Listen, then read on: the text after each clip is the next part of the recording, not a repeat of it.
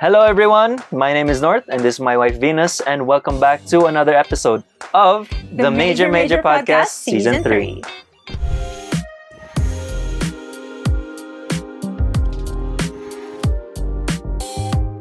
So, everyone, you're probably wondering for this particular episode, medyo iba na yung yung set natin, iba na yung surroundings, no? That is because we are in Canada right now. Wow. And we are filming this very special episode. Yes. Kung makikita nyo ho, nasa loob ho kami ngayon ng isang RV. And this is very significant in the life of our guest dahil mamaya ikikwento niyo ho sa inyo kung papaanong ang buhay niya noon ay nakatira, natutulog, at doon talaga siya naninirahan sa isang jeepney. Pero ngayon, nandito na ho sila sa Canada. God has blessed them. And this RV is just a reminder of God's grace in his life. Yes.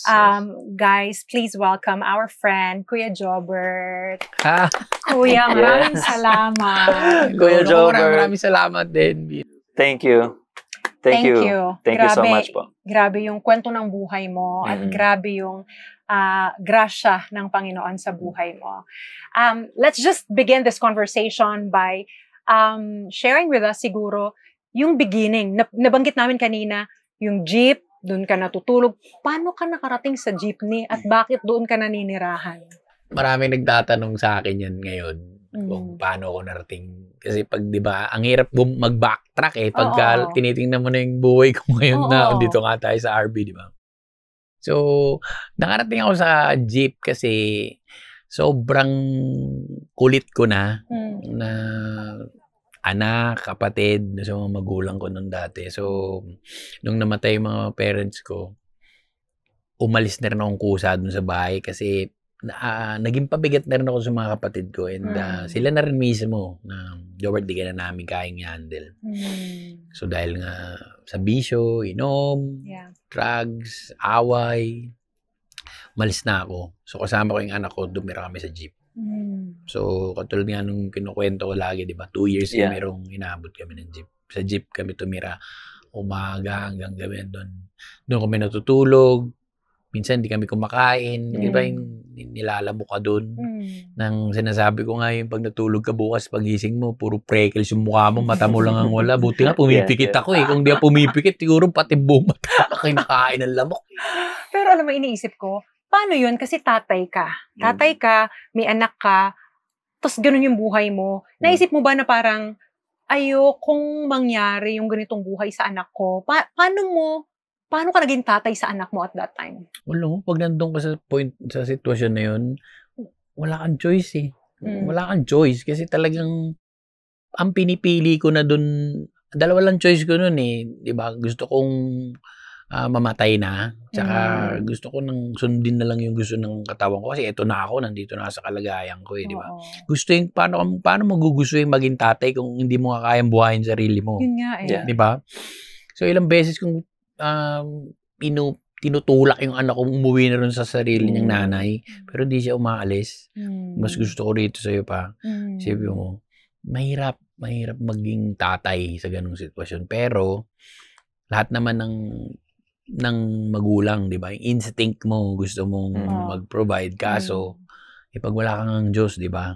Ang sinusunod mo yung gusto mo. So, nabubuhay ka na lang on borrowed time noong panahon na yun Na alam ko bilang Kristiyano na sooner or later, maharap ka din sa kamatayan. Pero kuya, just to backtrack a bit, you mentioned about your son. And then, yung parang type of parenting mo that time, syempre, it was very difficult kasi with the living conditions niyo po. And then you mentioned na almost parang force out mo yung anak mo to some degree na talaga. How did he respond to those types of ang style ng parenting ko noon, survival yun, di ba? Kung saan kami nandun, kailangan mag-adapt ka rito, kailangan natin matigas dito, hindi pwedeng lalembot-lembot ka rito, papalag tayo rito. So minsan nagugutom kami, magbabasketball kami, wala kaming pampusta, makipagpustahan kami, pag talo kami, suntukan yun. Oh no! Pag panalo kami, may pangkain kami. 'di ba? Pag nagkaroon kami ng 20 pesos, pupunta na kami ron sa parking ng jeepney, gulay na worth 5 pesos, tapos kanin, tapos maraming sabaw na yun. Buong araw na yun. Wow. So, At nabanggit mo rin sa mga usapan natin kay Jobert na kayo ho mismo ay adopted na anak po ng inyong mga magulang. So now I'm thinking, oo nga no, parang mahirap yung sitwasyon na alam mo sa sarili mo na hindi yun yung tunay mong mga magulang. Tapos ngayon, magulang ka dito sa anak mo. Paano prinuseso yun? Kasi nga, nung mga panahon na, 'di ba, nagkaanak ako, bata pa ako nagkaanak eh. So yung hindi ko na ikwento to eh. Nung time na may anak na ako, batang tatay pa ako, struggling ako, wala akong trabaho, nandun pa ako sa bisyo, nalaman ko na ampun pa ako. Di ba? Nung ko nalaman, 19 years old na may anak ako, ampun ako. So, kakita mo yung gulo sa utak ko, bata ako, tatay ako. Tapos, hindi ko pa nalalaman na ampun ako. Hirap ako maging magulang eh, di ba? Tapos nung nalaman kong ampun ako, ang hirap i-connect, di ba? Ang hirap, paano ampun ako, tinapon ako ng nanay ko, tapos ngayon kailangan ko magmahal ng isang bata na hirap kong buhayin, di ba? Galit ako sa mundo.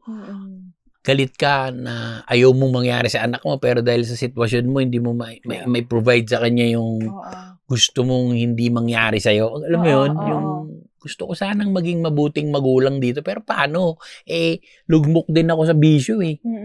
Di ba? Ang hirap. Hirap nun, kuya. Hindi ko imagine. Wasak talaga ako.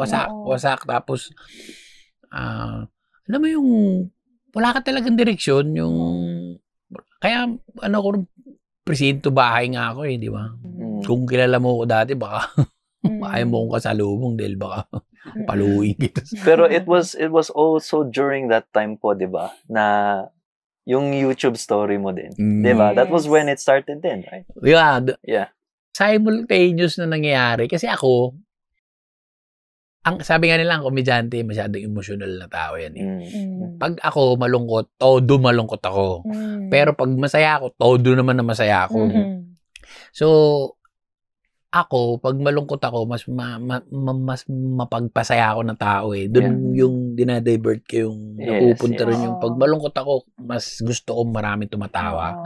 Kasi natatakpan yung emosyon ko nung ginagawa ko para sa kanila. 'Di ba? Ganun yung doon ko na natatakpan yung nararamdaman ko pag nakikita kong marami ako napapatawa. Pero pag wala na akong napapatawa, balik ako dun sa dating Jobert. So parang coping mechanism. Yun, tama. Pero itinataka ko, kuya, kasi sabi niyo nasa bisyo kayo, nandiyan ang paninigarilyo, pag-inom, droga.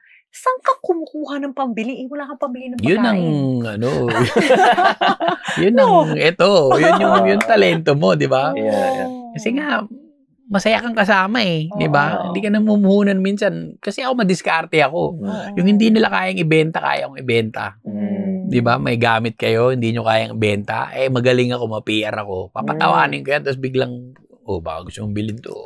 So, natural salesman ka talaga, kuya. Ma-PR ako. Mahal ako ng mga tao, actually. Kasi, although mahirap ako, hindi ako nagnakaw, di ba? Hindi ako, kaya akong, may imagine mo na nasa jeep ako, yung mga barkada ko mayaman. Sinusundo ako sa jeep. Gimmick. Wow. Bird, gimmick tayo. Papakilala kita sa mga tropa ko. Ito, magaling magpatawa to. Susunduin ako sa jeep. Tapos gigimik kami Green Hills. Wow. From jeep to Green Hills. Diba? Ako yung ako yung nagpapasaya.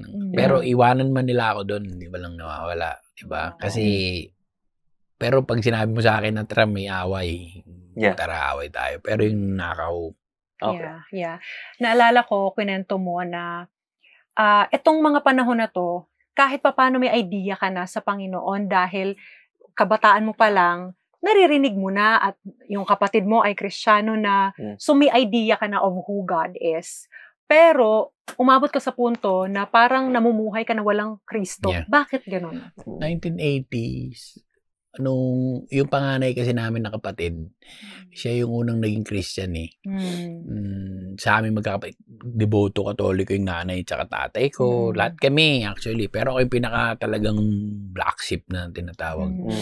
During nung kaputukan ko sa mga talagang mayat maya away, sabi ng kuya ko, one time kinausap. Kasi papa ko yun eh, nagtuturo sa akin. Sabi niya, sama ka sa akin. Saan? Ligadli, sama ka sa akin. Sige na nga, sama ako sa Makati. 1980 yun eh. Word for the World. So, yung time na yun, nung nag-altar call sila, nag-pray sila, alam kong nakinig ako, di ba? May naplanta sa puso ko. Since then, hindi ko na, hinayaan ko na, pero experience na yun, alam ko meron eh, di ba? May naitanim. So, may idea ako, may knowledge ako tungkol sa pagmamahal ni Kristo sa buhay ko. Pero, hindi ko sineryoso si Kristo eh. Kaya, wala lang. Para lang siyang isang kwento na maganda na, di ba, naranasan ko. Tapos, nakakalimutan ko. Pero, maya bumabalik yung pagdating ko sa isang sitwasyon na desperado. Parang naisip ko lagi siya. Minsan nga, di ba, kinakwento ko rin nung nagkwentuhan tayo. Minsan, doon ako sa isang manukan. Kasi wala naman akong bahay eh. Ang init sa jeep eh. 9 o'clock, ginigising ka na ng jeep eh. Yun yung alarm clock ko eh. Sipin mo, jeep to yung lumang jeep. Natutulog ka dyan. 9 o'clock, automatic sa Pilipinas, ang init nun. Pinapawisan ka na. So, kailangan mo umalis doon kasi mainit. Lalabas ka na. So, one time, pagla sa labas ako ng jeep, nandun lang ako sa gilid. Sinasabi ko sa Diyos, di ba? Sabi ko, Lord, wala na bang katapusan to? Naaalala ko siya dun sa times na sobrang desperado ko na ano ba nangyari sa buhay ko? Nakaupo na lang ako rito, gumagawa-gawa na lang ako ng mga walis ting-ting sa nyog. Kasi wala nga, Lord, ito na buhay ko, hindi ka naawa sa akin. Gumagano na ako lang, Diyos ka, hindi ka naawa. Sabi ko, nakikita mo naman yung buhay ko. Awa ka naman sa akin. No? Yung may mga times na ganun, palaging ganun, tapos may isang beses yung kinuwento ko kay Tony, di ba? Nasa jeep ako, lasing na lasing ako, nilalamok ako. Yung talagang minumura ko siya ng literal. PI ka, kung Diyos ka, patayin mo na ako. Hindi ka ba naawa sa akin? Wala ka pala eh. Biyak ako nung galit ako sa kanya. Tapos nung mga panahon na na-realize ko na lang ito lately nang nag-church ako, parang pag nagdadasal ako, yun nga yung na-remind ako na parang sinasabi niya, parang sinabi niya sa akin, paano kung sinunod ko yung gusto mo nun? Patayin na kita. Experience mo ba to? Kaya ako naiiyak palagi pag kinukwento ko kasi di ba, hindi kita pinatay kasi gusto ko ipakita sa'yo na hindi doon natapos yung Diyos mo. Na noong mga panahon na kinakausap mo ako na feeling mo, hindi ako nakikinig sa'yo, nakikinig ako sa'yo. Di ba? Hinantay, may oras, di ba? May panahon. Gusto ko lang makita yung puso mo. Ngayon, kung pinatay kita nun, nakikita mo ba kung gaano kita kamahal ngayon? Yeah. So, ito yun. Yes. So, Kuya Jobert, you mentioned about the altar call. That was way back. 80s. 1980s. That was like, siguro you would consider, siguro an encounter with the Lord. Would you consider it? Siguro, yeah, in a way. Kasi alam mo, sa akin kasi, ang altar call, minsan isang experience lang yun na, di ba? Isang experience na parang umattend ka lang ng party o kaya championship game na yung feeling, di ba? Iba yung personal kasi experience eh. Pwedeng oo, pwedeng may mga times na hindi. Pero hindi yung altar call ang significance nung relationship mo kay Tama po. Kasi I was about to ask the next follow-up question was, so if not that, then where was that moment na talagang na-experience mo yung presence ni God? Na-introduce si Lord sa akin doon sa altar call. Pero yung journey ko nag-start doon kasi yun yung bumasag doon sa traditional na paniniwala ko sa Kristong Diyos na dati kong kilala na, di ba, ito lang yun, tuwing linggo ko lang nakikita. So ito, iba yung pakiramdam eh. Iba yung pakiramdam. May nangungusap sa'yo. Siguro, kasi espiritu naman ng Diyos, di ba?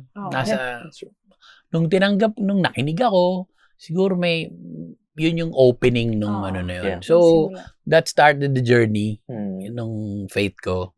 May mga ups and downs. Pero nung narinig ko yun, bumabalik ako rin sa pakiramdam na meron akong something na na-encounter dito sa lugar na to eh. Tapos, inalaga, yung sa kuya ko nga may mga Bible studies, pero yung pinaka turning point, nung inalis ako ni Lord dun sa jeep, naging artista ako, nagkapera ako ng sobra. Sabi nga nila, matitest ang faith mo sa mga trials na ano eh. And what were those trials po? Inalis ka niya dun, binigyan ka niya ng wala ka dati. How did you handle that that blessing? So hindi ako, wala akong bangko eh. Alam mo, pagkasweldo ko may 300,000 ako sa bulsa, 500,000, wala naman akong bangko. Ang puntahan ko mall, bar, yabang ko eh. Siyempre, bibili ka cash. Pera, 20 pesos nga lang pera ko dati. Pag punta kang ABS sa bangko, wala akong bangko noon. Pera ko, tanong may kitakil, dami kong pera. Wala akong sapatos, bibili ako ng SM nga lang ang pinaalam kong malupit na lugar. Kaka-SM mo, Levi's. Wow. Mga sapatos, lahat ng gusto ko. So, nung binigyan ako ng sobra naman, bumalik ako sa bisyo ko. Drugs diba? Yes. So, that's the story of the yung journey na, tapos, yung ABS, yun na yung naging Diyos ko. Kasi yun yung nagpo-provide sa akin. Feeling ko, ito na yung kapalit ng Diyos ko. Nakalimutan ko na nung panahon na humingi ako, hindi naman ako humingi sa ABS eh. Hindi naman ako nagdasal sa ABS. Hindi naman ako nagdasal sa mga EP, sa mga producer. Yes. Sa Lord ako humingi eh. Nung nakuha ko yun, nakalimutan ko yung nagbigay. Di ba? Tapos, winlanghiya ko na yung buhay ko. So, walang difference dun sa nakatira ako sa jeep, tsaka nung naging masaya ako. Nung kinumpare ko, nung nasa jeep ako, wala naman akong Diyos. Malungkot ako. Nung nagkapera ako, nung nawalan ako ng Diyos, malungkot pa rin ako. So, walang pagkakaiba. Yung turning point, nung nandito na ako sa Canada, nung nawalan na nagka-COVID, nagsara yung ABS, yung pinagyayabang ko na ABS ko, trabaho ko, yung pinaka Monday to Sunday kong show na ang pera eh. Wala na. Wala ka ng sandalan. Asa na. Diba? Tinalis ni Lord lahat yun. So, Jobert, saan ka babalik? Saan ka babalik? Saan ka tatakbo? Tapos, isipin mo, literal na prodigal son ka. Diba? Binigay ko yung sa lahat. Yung hindi pa patay yung magulang, binigay ko sa iyo lahat, Jobert. Mahal kita eh. Isang beses kang tumawag sa akin, binigay ko lahat. Kasi mahal kita. Pero kinalimutan mo ako. Binaldas mo sa masama. Ngayon, nung wala ka na, babalik ka sa akin.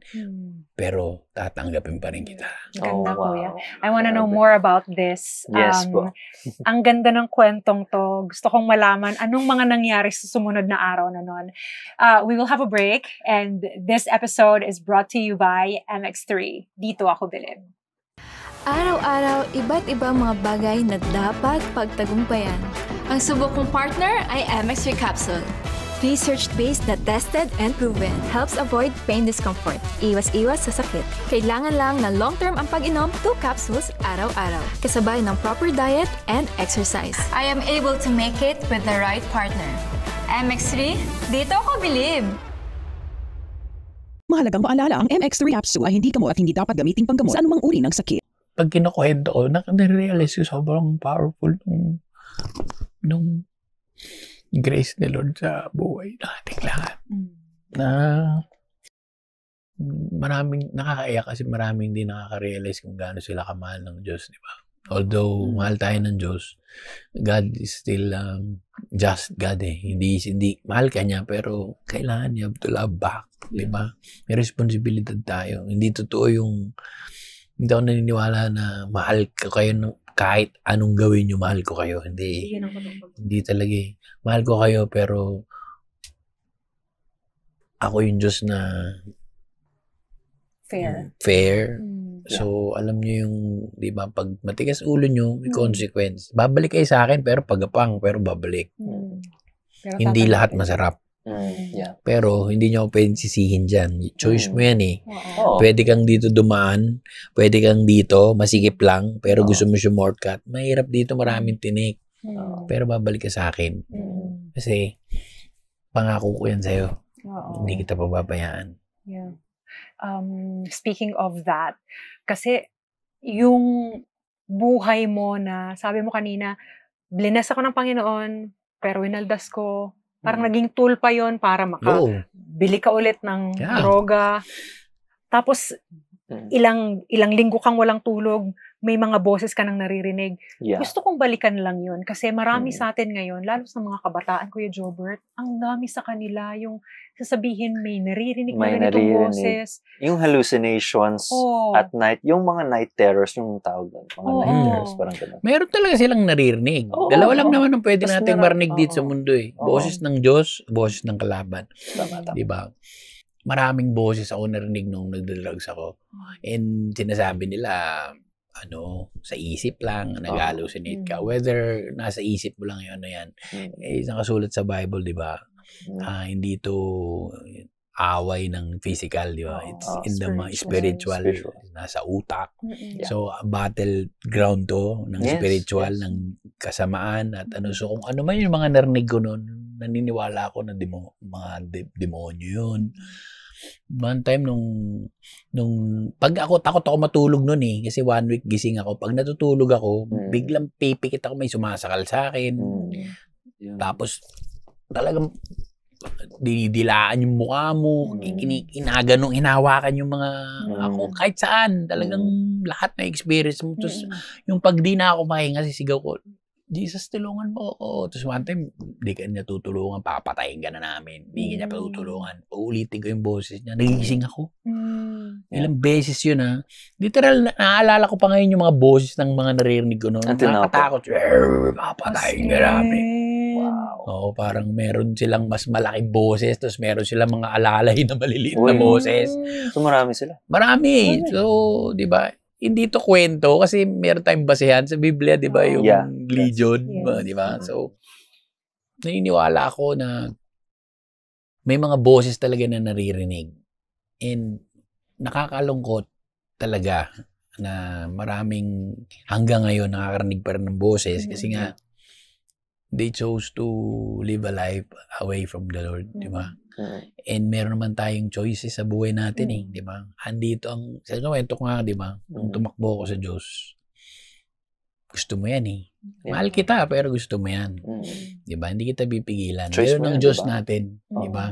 May free will ka, gusto kitang mahalin, pero hayaan kitang mahalin mo ako pabalik. Di ba? Hindi ko gagamitin yung kapangyarihan kasi para mahalin mo ako. Pero mahal kita. Pero yung pagmamahal ko na yan sa'yo, iuwi at uuwi kita. Kaya lang, dalawa lang nga yung sinasabi ko, di ba? Pwede kang dumaan sa masikip na daan papunta sa kanya. O gusto mo shortcut, comfort zones natin, kung saan masarap. Pero mahirapan ka. Iuwi ka niya. Ang ganda nun. Ngayong nakakilala ka na sa Panginoon, ginamit ng Panginoon ang asawa mo, ang kapatid mo, at kahit random na tao na hindi mo kilala, nag-message sa'yo, para sabihin, pinagdadasal kita. Anong naramdaman mo nung mga panahon? Divine intervention talaga yun. Kasi simultaneous na nangyari sa akin isang araw yun Nung nagising ako ng madaling araw, nakita ko yung asawa ko, may kausap sa laptop So, di ba, paraning ganun. Kaya pala hindi ako napapansinan nito. Baka may lalaki na to Tapos maya, siyempre, pasimple pa akong nakaganon Narinig ko, nagpipray Nagpipray. Bible study pala to. So, iyak ako. Akit ako sa kwarto. Nag-guilty ako Nagdududahan ko pa. Habang nandun ako, nasa washroom ako, may tumawag nga. May nag-message ko, di mo kilala si Kuya Randy ako, Jobert, pinag-pray kita. Parang na ko talaga yun. Tapos sabi ko, Kuya Randy, teka lang nasa ako. Salamat po. Kailangan ko to ngayon. Tawagan kita pagkatapos ko. Tinawagan niya ako, nag-pray kami. Iyak ako nang iyak. So, simultaneous na nangyayari yun. So, talagang ayokong mapunta ka dyan Di ba?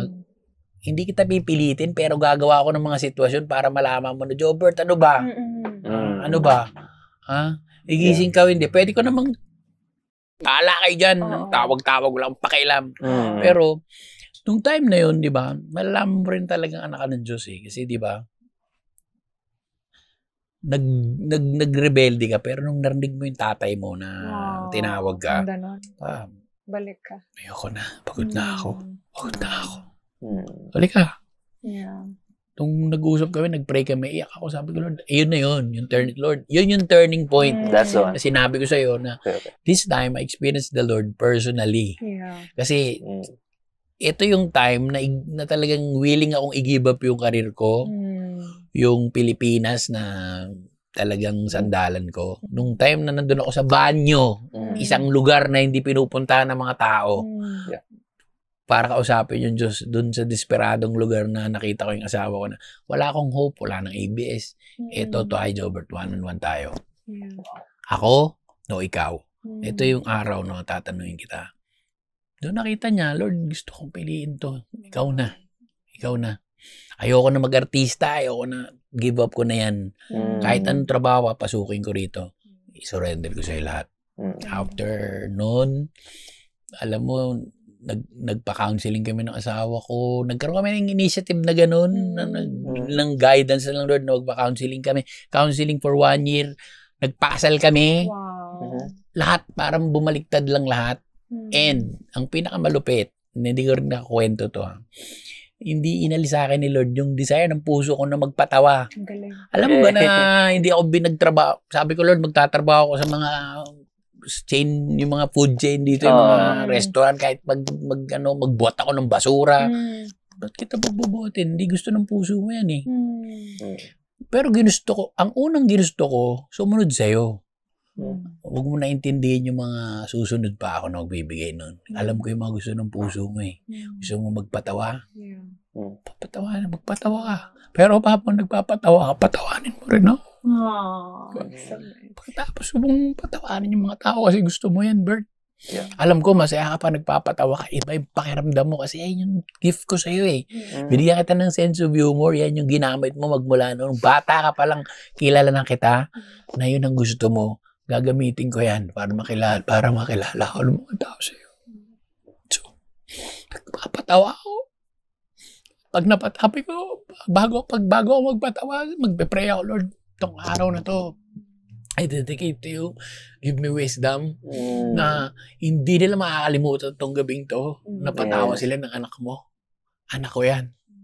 Tapos minsan nga may mga mga comment pa minsan sa mga post ko. Kristiyano ka na ba? Ba't nagsa-stand up ka? Alam mo, sinasagot ko minsan. Alam mo ba, bro, kung Kristiyano ka man, alam mo ba kung sino unang-unang nanonood sa show ko? Yung Diyos ko pumapalakwak sa akin. Anak ko yan. Walang condemnation doon. Ginawa ko, galing ko. Yun nakikita ko, galing ko. Proud ako sa anak ko na yan. Yun ang tinitingnan ko. Every time na nag-show ako, although siyempre, para sa mga tao, pero nakikita ko yung Diyos ko na galing ng anak ko. Wala siya sinasabi, huwag mong bibitawan yan, ha? Huwag mong bibitawan yan, ha? Huwag ka magpapatawa ng ganyan. Di ba? Pagkatapos nun, napatawa ko sila, sasabihin ko, guys, ang saya, di ba? Doon ko sinisegue si Lord. Sabihin ko, ang saya, di ba? Okay, Jobert, galing. Alam nyo, napatawa ko kayo. Nakita nyo yung dating kinukwento ko sa joke ko, natataroon ako ng building. Ganito ako dati. Hindi ko pinakayayan. Sabi ko, alam nyo kung saan nanggagaling tong joy sa puso ko? Si Kristo to. Sabi ko, eto yung ginawa ni Kristo sa buhay ko. So sabi ko, aalis ako rito na may iniwan na saya sa inyo. Pero sana, meron din kayong mapulot na Diyos sa sinabi ko sa inyo. Pwedeng matapos tong araw na to na masaya tayo, pero bukas din natin alam kung ano yung meron. Pwedeng aalis tayo rito sa mundo. Pero gusto kong siguraduhin lang, di ba, na alis man tayo rito, sana magkaroon kayo ng personal relasyon sa Diyos. Grabe. Ako hindi ako perfecto. Ang dami kong mali. Sabi ko nga, kung ang pinakamatinding binabatikos talaga dito sa mundo, mga Kristiyano, mga Christ followers. One of the most hated ata yung mga followers ni Kristo. Di ba? And hindi tayo magiging perfecto kahit kailan. And lagi akong nagre-repent dyan. Hindi lang sa Diyos, kundi sa mga tao. Marami akong naiinis sa akin, nakakagalit ko. At pag may interview ganito, humingi ako ng tawad sa inyo. So, in the process pa rin ako araw-araw hanggang nandito tayo sa mundo. Alam mo, hope dati takot na takot ako matulog kasi takot na takot ako mamatay. Hindi ako tatakot mamatay ngayon. Pagbabaan natin dito, pwede ako mamatay. Yeah. Diba? Pero alam ko, Oo. itong lahat ng to, dadaan lang tayo. Sabi ko nga doon sa life verse ko, di ba? Philippians 1:21, to live is Christ and to die is gain. Hanggang nabubuhay ako, hanggat maaari, gusto ko maging si Kristo. Ang nakikita sa hanggat maaari yan. Padapa at madadapa ako, babangon ako. Marami nagsasabi, yan naman kayo, pag kami nagawa kayong babanggit kayo ng verse sa Bible, kanino ko tatakbo? Kanino tayo hihingi ng tulong? Okay lang yun, madapa ka, pero tatakbo ako sa Diyos. Kahit na sumubsub ako, gagapang ako papunta sa Diyos. Sa Diyos ako nagkakasala. Sa Diyos lang ako accountable din. And bilang anak ng Diyos, siyempre, accountable din ako sa mga tao. Yeah. Kaya ang hirap minsan, di ba? May mga times gusto kong bitawan tong joke na to. Sabi ko, abay ito, pero wag na. Wag na. Maraming ganun na times, di ba? Maraming minsan, ang daming mag-offer sa akin, i-promote mo to sugal, Bert. 6 digit, bibigyan kita. Dumating ang maraming kaibigan na kong kilala, yumaman. Asa na sila ngayon? Umiiyak. Dami utang. Ako nung mga panahon na yun, hindi ko magaling mo naman, hindi ko nag-ano. Hindi, kasi kilala ko yung Diyos ko eh. Bakit hindi mo tinatanggap ko yun? Unang-una, bakit ko tatanggapin yung alam kong ikakasira ng mga taong, di ba? Ang dami kong nakikita ang buhay, mga kaibigan ko nasira ang buhay, di ba? Pagkakapirahan ko yun para maikamatay ibang tao. Kaya bigay sa akin ng Diyos ko yun eh. Nung tinanggihan ko yun, wala akong show ha. Ito, lagi ko kinakwento, hindi naririnig ng iba. Totoo. Alam to ng mga producer na tumawag sa akin. May time na buong month ata yun, wala akong show. Inoperan ako ng 2 sugal. 6 digit isa. Sabi ko, pasensya na, hindi ako nagsusugal. Sorry. Christian ako. Talaga ako, Jobert, sayang naman. Sorry. Okay lang, sabi ko. Sa iba na lang kung ano. Pagbaba ko ng telepono, siguro 3 oras, 3 producer tumawag sa akin, may show ako. Wow. Tinan mo yung, di ba? Yeah. Hindi invento yan, hindi magic yan, di ba? So walang people would magic. say para ano yan, like, gawang-gawa lang. Kahit na anong sabihin nyo, di ba? May sasabihin at sasabihin ng tao sa inyo. Pero,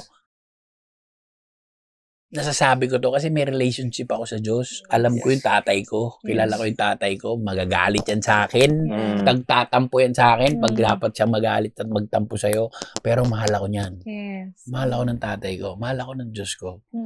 Yun ang kaya kong ipagmalaki kahit kanino. Ang ganda, kuya, kasi iniisip ko ngayon, yung buhay mo na hindi mo nakilala yung tunay mong mga magulang, pinaampon ka, naghirap ang buhay, pero nakilala mo ang tunay mong tatay. Amen. At ngayon, hindi pa tapos ang kwento natin lahat. May pagsubok, may trials, nandyan pa rin. Darating pa rin yan. Pero nakikita mo na yung buhay mo ngayon na kahit yung talento mo, ginagamit para sa kaluwalhatian ng pangalan niya. Kahit yung asawa mo, kahit yung buhay mo dito, ginagamit ng Panginoon para pagsilbihan siya. And yung buhay mo mismo na walang magulang, pero ngayon, may tatay na nasa langit. At isang araw ay makakasama mo siya. Makakasama natin siya. Mayayakap natin siya. So, we just want to thank you for your life. We want to thank you for this opportunity. Kung may mensahe ka sa ating mga manonood, ano yun? Cameron po? Simple lang. Unahin natin si Kristo sa buhay natin. Mahirap talaga, pero masarap maging Kristiyano. And may Kristo o wala, 'di ba? Mahirap talaga eh, 'di ba? Mas gugustuhin ko na yung may Kristo na mahirap kaysa sa wala. Kasi maikli lang buhay natin dito sa mundo. Okay lang na meron tayong mga gusto na hindi natin nakukuha. Pero ang pinaka-importante, makuha natin yung gusto ng Diyos na pwede natin makuha. Sa Kanya lang yun. So, salamat. Kasi, basta, maraming salamat. Natutuwa ako. Masyadong na-overwhelm ako. Sabi nga, palagi ako naiiyak. Kasi every time na nagkakaroon ako ng opportunity to share my life, lagi ko nakikita yung grasya ng Diyos sa akin. going back. Yeah. Ang lahi ng journey. Patay na ako dapat ngayon eh. Patay na ako ngayon. Yung jeep na tinutulugan ko ngayon, no, wala na. Hindi na ako nilalamok. Yung tsinelas na gusto ko dati, ang dami kong sapatos na binigyan ng Diyos, mga damit, bahay. Hindi para magyabang, di ba? Di ba? Yung mga ayaw, yung mga gusto mo, hindi mo na kailangang hilingin. Yeah. Alam mo, tiwala lang tayo kay Kristo, di ba? Kung ano man yung katayuan nyo ngayon, hindi man binibigay yung gusto nyo, yun lang yung eksaktong para sa'yo. Yes. Be blessed. And lagi ko nga sinasabi, you're the best. God bless. Kuya, thank you so much. What a beautiful conversation. Thank you po. Thank you. Bless kami. We're really honored na you get to not only share, but yung parang pino-pour out mo lahat yung, we can see your heart, and even ako, I was just listening. I have no more questions. Yeah, it's beautiful. Because I see, sorry. Aww. No, kasi as I was listening to your story, kasi sabi mo, ready ka nang i-give up yung showbiz life. You're ready to move to another country. You're ready to work jobs sa fast food. And yung parang ready to leave all that behind kasi nakita mo na walang silbi itong buhay to. Kung wala si Jesus, 'di ba? And then I just remember yung story ni Venus and how she was really ready to give up showbiz life din. And now even in our relationship, sobrang napakaraming suitors niya from Manila. So many, even foreigners, and then for her to be with me, and doon na kami sa Mindanao naka-base, like she's almost like given up all that. And parang like you also, I'm reminded, I look back, maraming blessings si Lord. And then to see you, napaka-humble mo talaga, Kuya. And we're just listening to this story, and I'm also reminded, I'm just parang spectator lang ako at this point. You know, I barely ask questions during the episodes, pero I'm just so glad na you're pouring your heart out and you're sharing all this. And we get to share this to many people who also are going through the same struggles, because not everyone can say, I'm ready to give this up for the Lord. Kasi sino ba? Like, they don't know the Lord yet. So, I just want to thank you talaga. And yun pa, sabi ko nga, di ba, marami nagtatanong sa akin, Kuya Jobert, galing mo, ganda ng testimony. Sabi ko, bro, walang magaling na testimony. Sabi ko, every testimony is perfect testimony. Pag ang testimony mo, si Kristo. Di ba? Kasi minsan, galing mo. Ako, wala akong galing. Galing, tatalon nga ako sa building. Di ba? Walang magaling. Si Kristo lang magaling. And itong daan lang sa atin. Hindi bukas, wala na ako. Di ba? Dati nun, hindi ako nahihiya ngayon. Baka sabihin, dati nahihiya ako magkwento tungkol kay Lord. Ano ikakahiya ako? Ano meron ako ngayon? Di ba?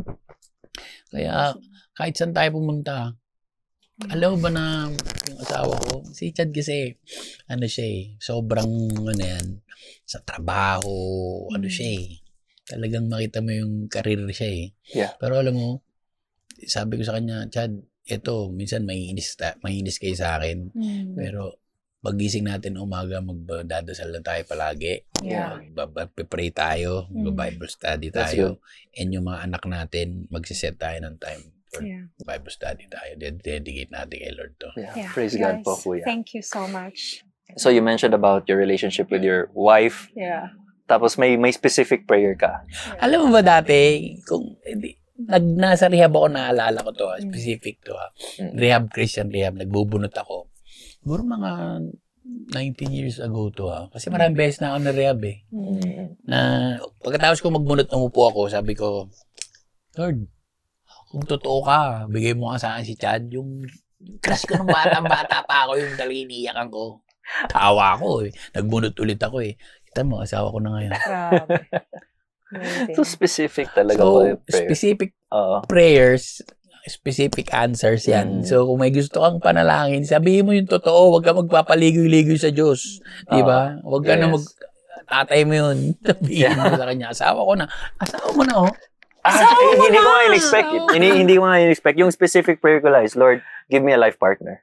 Ikaw na bala kung sino. Kasi I've tried doing things my way. Tama na, Lord. Pagod na din ako. Do it your way. Ikaw na bahala.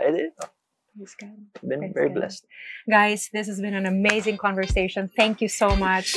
To all our viewers, thank you so much for listening and thank you for watching. Once again, this is the Major Podcast Season 3. See ya.